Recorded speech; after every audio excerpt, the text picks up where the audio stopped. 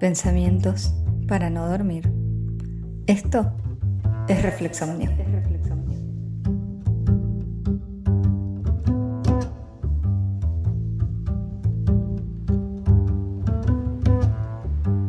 Hola, soy Angie y hoy les traigo una anécdota y después veremos a dónde nos llevan los pensamientos. Corría el año 1998 y yo tenía 17 años y se estrenaba la película Titanic, un clásico hoy.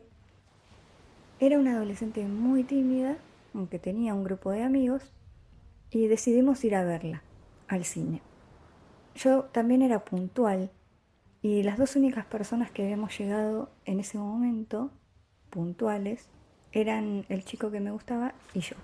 Yo estaba un poco nerviosa, como siempre, y en un momento igual se me ocurre decir, ¿sabías que esta película en realidad duraba 5 horas? Y él responde, ¿en serio? Con cara de interesado. Yo creo después dije alguna pavada que no recuerdo, pero me quedé pensando, ¿a quién le importa lo que decís? Y lo pensaba muy seguido, honestamente. Y se preguntarán por qué todavía me acuerdo de esta anécdota. Y en realidad yo llevaba un diario. Desde muy chiquita siempre escribí. Y escribí esa situación en mi diario en su momento y puse en mayúsculas muy grandes, ¿a quién le importa? Era como una escena de una comedia. Decir algo y arrepentirse inmediatamente. Gracias a esos diarios me di cuenta lo dura que fui siempre conmigo misma y en esa época más. Primero es un buen ejercicio, escribir, eso lo recomiendo siempre. Y releerse también, a veces, porque nos permite entender qué cosas son parte de nosotros o que quizá podríamos cambiar un poco y qué cosas mejoramos, qué cosas nos siguen importando y otras ya no. Y gracias a esos escritos puedo leer el durísimo diálogo interno que tenía conmigo misma para intentar encajar, agradar, ser parte de algo que ni sabía que era. Releyendo me permito ser menos dura conmigo y a veces me lo recuerdo. Cuando estoy siéndolo, en el presente digo, bueno, esta cuestión de la perfección no existe. La idea de la perfección al final es totalmente subjetiva. No existe en realidad la perfección. Es algo que es materia opinable. Es una cosa para alguien, otra cosa para la época, otra cosa para una publicidad, otra cosa para mí, para vos. Y en realidad, ¿qué sería? No es nada. Por eso no es alcanzable, porque no existe en realidad como fenómeno objetivo. Pero siempre nos sirve de excusa para sentir que no la alcanzamos y que hay algo mal. Mal en nosotros, en nuestras acciones, en fin. A veces no, pero hay una etapa que parece que tuviéramos que saltarla todos, ¿no? Y, y da vergüenza y da miedo, pero quizás es como cualquier etapa de cambio. Y leer a veces en el presente cosas del pasado, dicen, wow, bueno, pasó, como todo pasa, y no pasó nada. Pasó y no pasó nada. Nada terrible, al menos, si tuvimos suerte. Y si pasaron, probablemente no haya sido nuestra culpa. Pero bueno, eso es otro tema. Otra anécdota, y después vamos a ver si todo tiene sentido. Ya en los 2000 estudiaba psicología y había un grupo anual que se formaba con los estudiantes de esa cursada, que se llamaba Grupos de Reflexión para el Aprendizaje de la Psicología. No sé si sigue existiendo, pero era un grupo que compartíamos el mismo año, generalmente, que estábamos cursando, y se trataba de situarnos en ronda y hablar. No importaba de qué tema, era hablar, y siempre había uno de los alumnos que registraba, siempre íbamos rotando, que registraba las conversaciones, pero no solo lo que se decía, sino cómo circulaban los temas y si se podía llegar a una conclusión después de finalizada la clase. Ver cómo funcionaba el movimiento de la palabra, lo que se decía, significados, etc. Mucha gente no le encontraba sentido. A mí personalmente me gustaba registrar lo que decían las personas, pero muchas veces la dificultad mayor era quién hablaba primero, porque había como un miedo subyacente que se iba extendiendo a medida que pasaban los minutos y nadie hablaba. Imaginen 20 personas en círculo sin hablar durante minutos, porque nadie se animaba a romper el hielo, a ser la primera persona que hablase. ¿Por qué? Porque tenía que decir algo importante. Y se nos recalcaba que no era eso lo importante, qué decir, ni que fuera algo súper profundo, sino que simplemente romper el hielo y que la palabra empezara a circular entre todos los participantes. La primera frase podía ser qué frío, que en Mar del Plata eso es algo bastante común. A veces pasaba que quizá pasaba una hora entera y nadie hablaba, pero en realidad siempre había alguien que decidía comenzar con cualquier cosa, con si vieron una película o qué opinan de tal tema que estuviera en ese momento en las noticias o del clima. Y después se iban desarrollando otros temas, pero para el final de la clase todos, o mayoritariamente todos, estaban participando. Y después se analizaba esto, los discursos, los temas, etc. ¿Cómo relaciono estas dos anécdotas? Me parece que a veces pensamos demasiado y no ejecutamos. Quizás le damos más importancia al hecho de qué decir que al decir versus el no decir. ¿Qué quiero decir? No lo sé. Creo que a veces, o siempre en realidad, tomamos una decisión. En este caso sería hablar versus no hablar. Una vez que empezamos a hablar, obviamente vamos a decidir qué decir o cómo decirlo, pero el no hablar es una decisión y nos va a llevar a otro camino. Todo el tiempo estamos tomando decisiones y esas decisiones nos llevan por un lugar que quizás no iríamos si hubiéramos tomado otra decisión. ¿Y cuánto de ese diálogo al exterior es en realidad un reflejo de nuestro diálogo interno?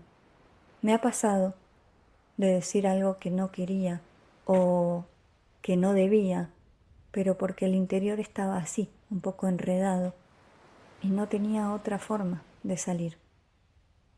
Siempre me pareció que las palabras eran algo fuerte y que marcaban y marcan de buena o mala manera, pero una vez que algo está dicho, queda, está en el aire, y si alguien lo escucha, genera alguna repercusión.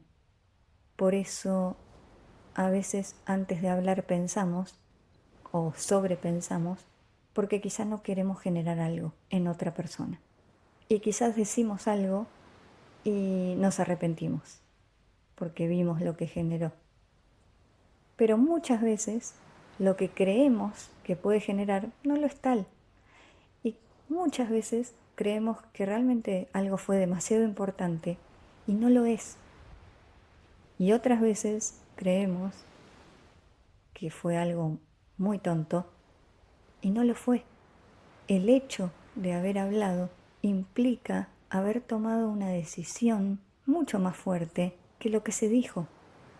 Y no estoy hablando siempre de hablar hacia el afuera, como esto que estoy haciendo. Estoy hablando de ese diálogo interno. Y me parece que a veces nos ocupamos mucho de cómo puede caer o cómo puede servir algo que decimos hacia afuera, pero no nos fijamos tanto hacia adentro. En lo personal aprendí que influye mucho, mucho.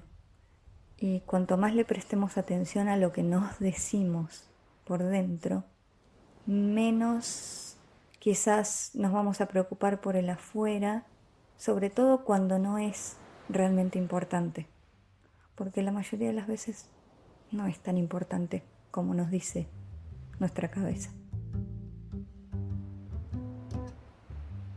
Desde la psicología se han intentado algunas explicaciones acerca de por qué se disparan ciertos mecanismos que hacen que pensemos que dijimos algo estúpido. Y uno es el sesgo de negatividad, que lo usan bastante los noticieros. Es nuestra tendencia a recordar más sucesos negativos que positivos. Otro es el sesgo de confirmación, que es nuestra tendencia a recordar información que confirma algo que ya creemos, por sobre otro tipo de información.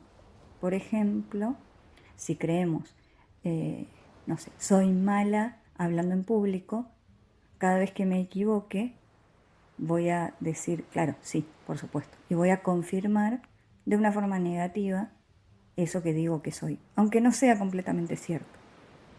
Hay otro efecto que se llama efecto de foco o efecto spotlight, y es la tendencia a sobreestimar lo que los demás piensan de nosotros y la cantidad de tiempo que los demás ocupan pensando en nosotros, en lo que hacemos y en nuestros errores. Realmente a veces creemos que hicimos algo y que todo el mundo lo va a recordar por siempre, sobre todo un error, y realmente las personas no piensan tanto en lo que hacemos. Y creemos que algunas cosas son más importantes de lo que en realidad son, sobre todo cuando son ese tipo de cosas, decir algo casual, y quizás para el resto de las personas no sea tan grave como lo que pensamos. Hay que descartar otras cuestiones psicológicas como la ansiedad social, pero en general tendemos a trabajar en nuestra cabeza con ciertos sesgos y está bueno repasar. Y un ejercicio interesante es intentar decir lo opuesto, pensar algo que desdiga eso que creemos de nosotros, sobre todo cuando es algo negativo, porque quizá no es tan cierto.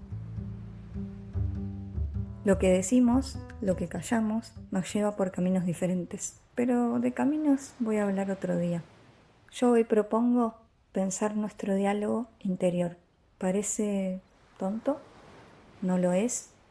Quizá no parece tonto y no lo es. Y quizá a alguien en el mundo sí le importa que la película Titanic en realidad duraba 5 horas. Que no le importe a nadie era una idea mía. Y ese diálogo es el que estaría bueno cambiar. Decir, bueno, si a alguien le importa está bien. Y si no, también está bien. Además de recomendar Titanic, voy a dejar acá unas recomendaciones de pelis y algunos autores por si quieren saber un poco del diálogo interno. Hasta la próxima. Gracias. Hoy mi recomendación es esta. Bueno, no voy a recomendar otras películas de barcos que se hunden, pero sí de algunas personas que se ahogan un poco en sus pensamientos, pero grandes películas al fin, como Good Will Hunting, Una mente brillante, Las ventajas de ser invisible, La sociedad de los poetas muertos o mi personal favorita, La ciencia del sueño.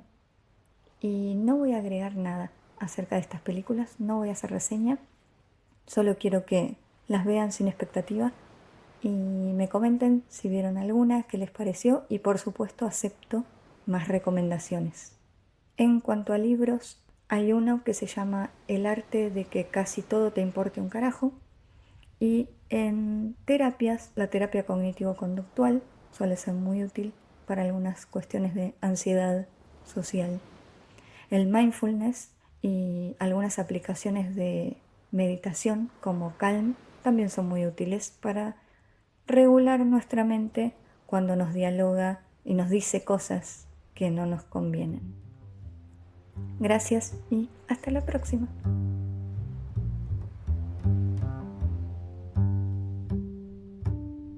Si llegaste hasta acá sin dormirte, coméntame, ¿qué te pareció?